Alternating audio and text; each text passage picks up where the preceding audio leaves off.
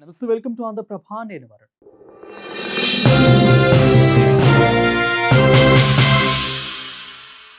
Maoist పార్టీకి వరుస షాకులు తగులుతూనే ఉన్నాయి. ఇప్పటికే పలువురు ఉద్యమ పార్టీ నేతలు సరెండర్ కాక మరికొంతమంది ఎన్కౌంటర్లో హతమయ్యారు. ఇక తాజాగా ఛత్తీస్గఢ్లోని 22 మంది మావోయిస్టులు లొంగిపోయారు. దాదాపు అంతం కావడానికి వచ్చినప్పటికీ ఇంకా ఉనికిని చాటాలని ప్రయత్నిస్తున్న నక్సల్స్ పార్టీకి ఇది పెద్ద ఎదురు దెబ్బే అని చెప్పాలి. మరి ప్రస్తుతం మావోయిస్టు పార్టీ పరిస్థితి ఏంటి? Let's watch the story. తాజాగా ఛత్తీస్గఢ్ రాష్ట్రం సుక్మా జిల్లాలో 22 మంది మావోయిస్టులు లొంగిపోయారు. ఇక వీరిలో ఒక మహిళా మావోయిస్టుతో పాటు పలు ప్రాంతాలకు చెందిన కమాండర్స్, అధ్యక్షులు ఉండడం గమనార్హం. అంతేకాదు లొంగిపోయిన నేతలంతా అనేక హింసాత్మక ఘటనలలో పాల్గొన్నారని తెలుస్తుంది.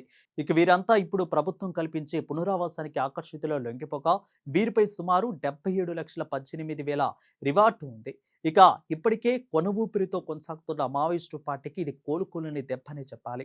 అయితే దేశంలో మావోయిస్టు ఏరివేత లక్ష్యంగా కేంద్రం ఆపరేషన్ కగార్ చేపట్టింది. వచ్చే నెలాఖరున టార్గెట్ గా నక్సల్స్ ను అంతం చేస్తూ భద్రతా బలగాలు ముందుకెళ్తున్నాయి. ఇక ఇందులో భాగంగా భద్రతా బలగాలు దండకారణ్యాలకు అనువనువు జుల్లెడపడుతున్నాయి. ఓ సందర్భంలో ఆపరేషన్ కగార్ను నిలిపివేయాలన్న డిమాండ్స్ తెరపైకి వచ్చిన శాంతి చర్చలకు సిద్ధమని మావోయిస్టు పార్టీ ప్రకటించినప్పటికీ కేంద్రం ఏమాత్రం వెనక్కి తగ్గలేదు. మావోయిస్టు రహిత సమాజమే లక్ష్యమని అడుగులు వేస్తోంది కేంద్రం. ఇక ఈ క్రమంలోనే నిర్వహించిన పలు ఎన్కౌంటర్లలో పలువురు మావోయిస్టు పార్టీ లీడర్లు హతం కాగా మరికొంతమంది కీలక నేతలంతా పోలీసులు ఎదుట, ప్రభుత్వాల ఎదుట లొంగిపోతున్నారు. ఇక లొంగుబాట్లు లేదా ముగింపు తప్పదనే కేంద్ర హెచ్చరికల నేపథ్యంలో అక్కడక్కడ మిగిలిన నేతలంతా అజ్ఞానంలోకి వెళ్ళగా ఇక వారి కోసం భద్రతా బలగాలు విస్తృతంగా కాలిస్తున్నాయి. ఇక ఇదే సమయంలో అండర్ గ్రౌండ్ మావోయిస్టు అగ్రనేతలు క్యాడర్ గురించి తెలంగాణ డీజీపీ శివధర్ రెడ్డి కీలక వ్యాఖ్యలు చేశారు. సీఎం రేవంత్ రెడ్డి విజ్ఞప్తి మేరకు వీరంతా హింసాత్మక మార్గాన్ని విడి జనజీవన స్రవంతిలోకి రావాలని సూచించారు. తిప్పిరి, తిరుపతితో పాటు ఇక ఇతర అగ్రనాయకత్వం లొంగుబాటు అవకాశాన్ని ఉపయోగించుకోవాలని అన్నారు.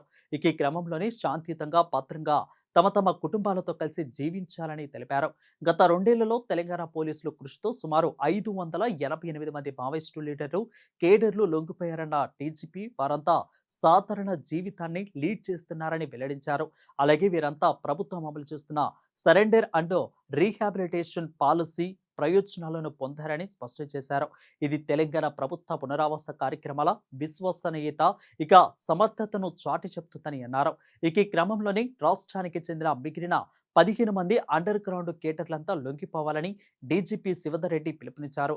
లొంగిపోయే వారికి వెంటనే సహాయం, పునరావాస పథకాల కింద అన్ని రకాల ప్రయోజనాలు అందిస్తామని హామీ ఇచ్చారు. మారుతున్న కాలానికి తగ్గట్లుగా శాంతియుత, నిర్మాణాత్మక మార్గాలను ఎంచుకోవాలని ఆయన సూచించారు. అయితే ప్రస్తుతం మావోయిస్టు పార్టీలో Muppalla Lakshmanarao alias Ganapathi, Tippiri Tirupathi alias Devji, Rajreddy alias Sangramam, Pusunuri Narahari alias Santosh, బడే చొక్కారావుతో పాటు వార్తా శేఖర్, ఇక ముప్పిడి సాంబయ్య, జోడే రత్నాబాయి మాత్రమే మిగిలి ఉన్నారని తెలుస్తుంది. వీరు కాకుండా డీసీఎం ఇతర స్థాయి నాయకుల్లో నక్కా సుశీల, జాడి పుష్ప, భాగ్య, సంగీత, భవానీ, ఇక కుంజం ఇడుమల్, ఇక అదేవిధంగా అనిల్ కుమారు పోలీసుల వాంటెడ్ జాబితాలో ఉన్నారు. ఇక అయితే వీరిలో ముప్పాళ్ల లక్ష్మణరావు ఆలియస్ గణపతి నడవలేని పరిస్థితుల్లో ఉన్నారని తెలుస్తుండగా ఆయనను పార్టీ నాయకత్వం సురక్షిత ప్రాంతంలో దాచిపెట్టిందా లేక విదేశాలకు పంపించిందా అనే దానిపై ఇంకా క్లారిటీ లేదు. ఇక ఇటీవల పదుల సంఖ్యలో మావోయిస్టులు వరుసగా లొంగిపోతున్నప్పటికీ గణపతి, రాజ్రెడ్డి సమాచారం తెలియదని చెప్పడం పలు అనుమానాలకు తావిస్తుంది. మరి ప్రభుత్వాల పిలుపు, భద్రతా బలగాల గాలింపు నేపథ్యంలో మావోయిస్టు పార్టీలో మిగిలిన అగ్రనాయకత్వం, కేడర్లు లొంగిపోతారా లేదా అనేది చూడాల్సి ఉంది. ఏది ఏమైనా మావోయిస్టు రహిత దేశమే లక్ష్యంగా కేంద్రం నిర్దేశించిన టార్గెట్ మరో నెలలో ముగుస్తుండగా ఆ టైంలోపునే మిగిలిన నేతలు సైతం లొంగిపోయే అవకాశాలు కనిపిస్తున్నాయి.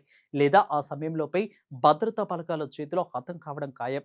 ఏది ఏమైనా మావోయిస్టు రహిత దేశమే లక్ష్యంగా కేంద్రం నిర్దేశించిన టార్గెట్ మరో నెలలో ముగిస్తుండగా ఆ టైంలోపునే మిగిలిన నేతలు సైతం లొంగిపోయే అవకాశాలు కనిపిస్తున్నాయి.